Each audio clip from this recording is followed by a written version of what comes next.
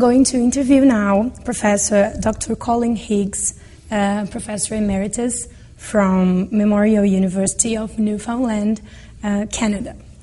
So, Professor, it's a pleasure to have you here, and it would be a very nice experience to hear you talking about what you have felt here in Brazil and mainly in our university, Unicamp.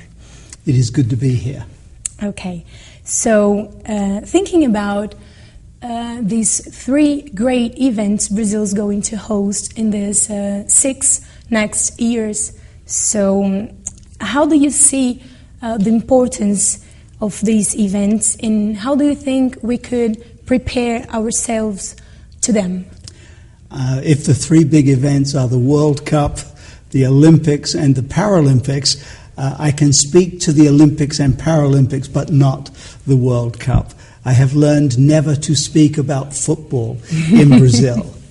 I think the important thing for the Paralympic and Olympic Games is that you will have an unprecedented amount of international press looking at the event, at the city of Rio de Janeiro, and the country of Brazil.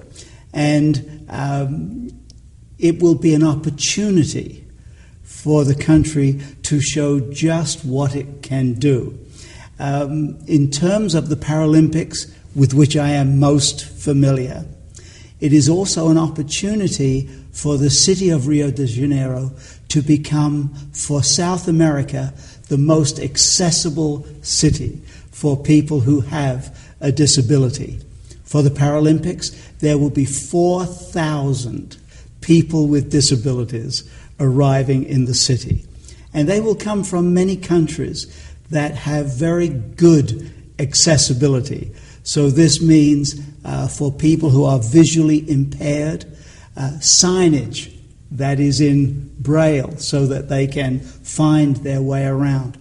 For people in wheelchairs, it means that the edges of the roads are cut down so that in a wheelchair they do not come to a curb and are stuck.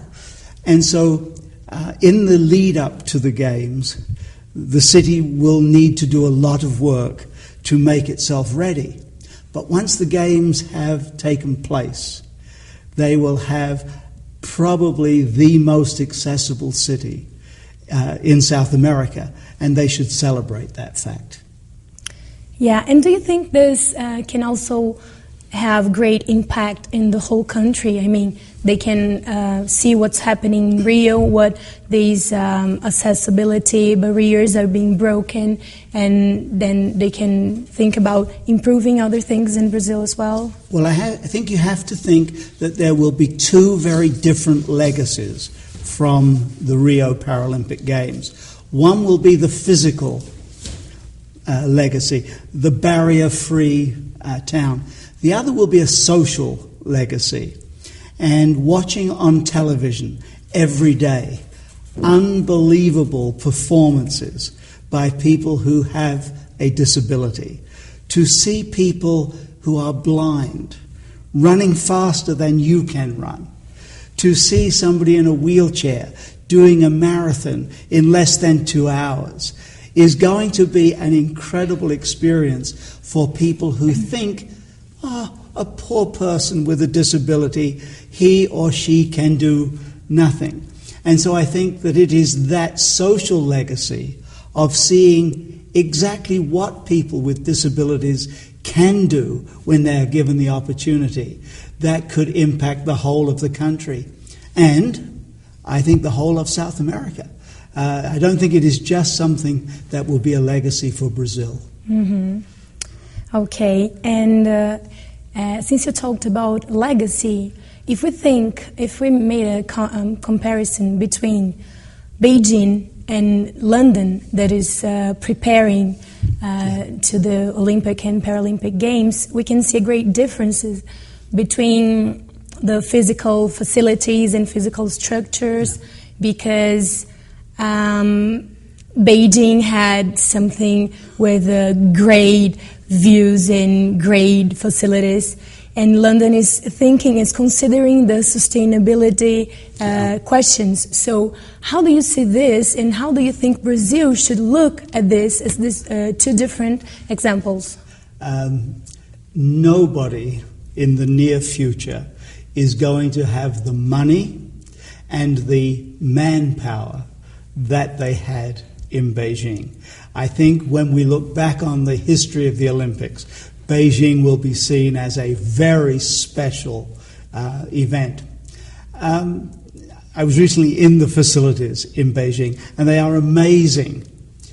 And I was there on a Sunday afternoon, and the Bird's Nest Stadium was full, but it was full of tourists. It was not being used as a sporting venue. And I think that is perhaps the difference. Beijing was to be a celebration of what China could achieve. And I think it did so brilliantly. I'm not sure that the legacy from Beijing will be to the sports. I think it will be to the country.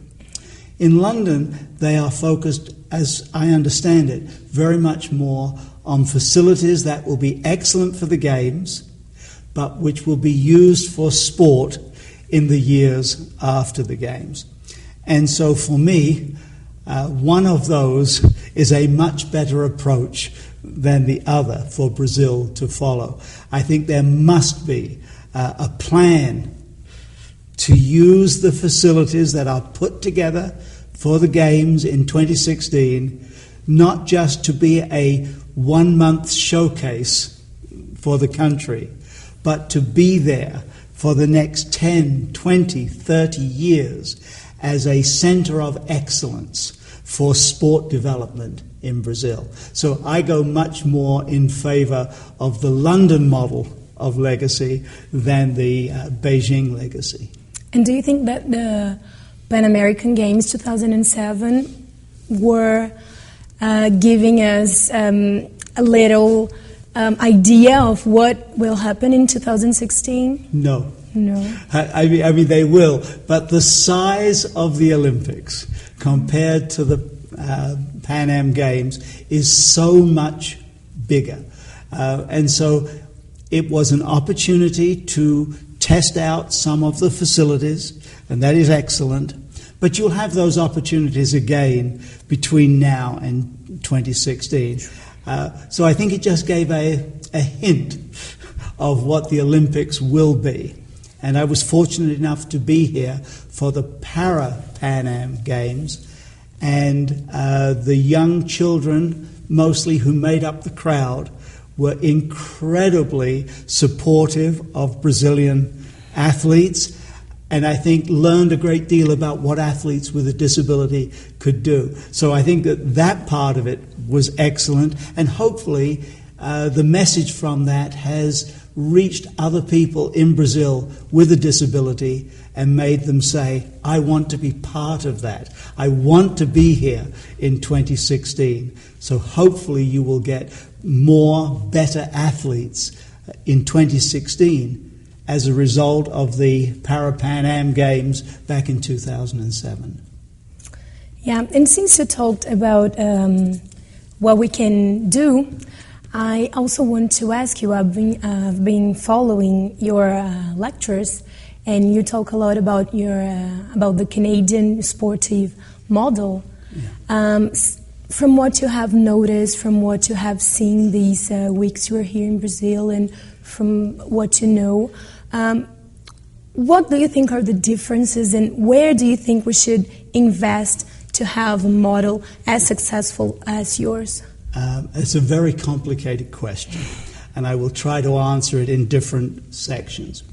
The model in Canada is all about long-term development of the athlete, not about going out and finding somebody who can become a superstar, but about recruiting many young people into sport and